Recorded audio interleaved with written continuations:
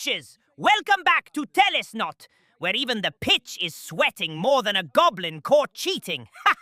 I'm Henry Snotson, your one and only host, flying solo today because this bloody summer heat has turned half the coaches into melted puddles. But we push on, you magnificent bastards. We're here with the full, gory recap of round 4. The last round before we carve out the top crews and head into the business end of the qualification phase. The coffins are polished, the blood is fresh, and Nuffle is laughing his hairy balls off. Let's dive straight into the carnage. Yoo-hoo! The Grimnir's Fury Slayers showed up ready for glorious, honorable death against the Warrior of Chaos. They just forgot to check which Chaos got their opponent worships, well,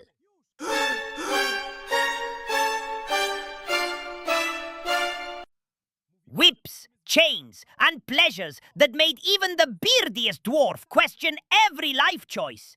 They'll remember this one for decades.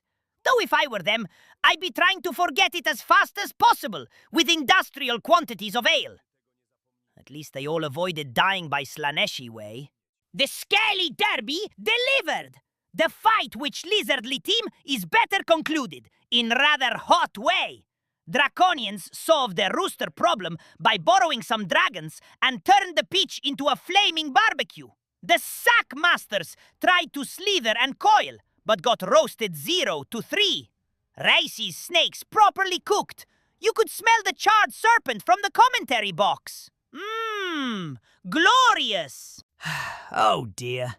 The Solar Pixies took one look at Misha's mighty milk warriors, those thundering, muscle-bound cows, and decided the heat was too much for their delicate, pointy-eared constitutions.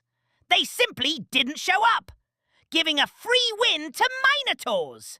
Thanks to this, these mighty cows now have a mathematical chance of advancing from the group again. They just need to get sweet revenge on their last opponent. They lost 3-0 earlier. Will they turn the tables? This match will likely decide which team advances to the finals. Kate Precision versus Goblin Filth. The Lions took the lead, but the Stalkers brought a giant troll and let Thump grab loose. Big Donga got absolutely thumped, and the Lions couldn't hold on. 1-1 draw. Classic Goblin chaos. Fouls, tricks, and a troll doing what trolls do best.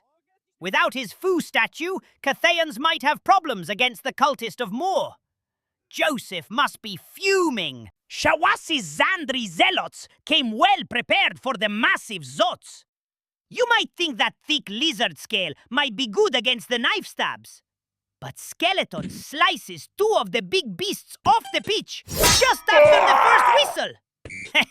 Then the Skeletons continue to stab the lizards and in the end won 2-1 after the Zotes scored a gutsy honor touchdown on the counter. The much anticipated Nerd versus Necromancer clash that never happened.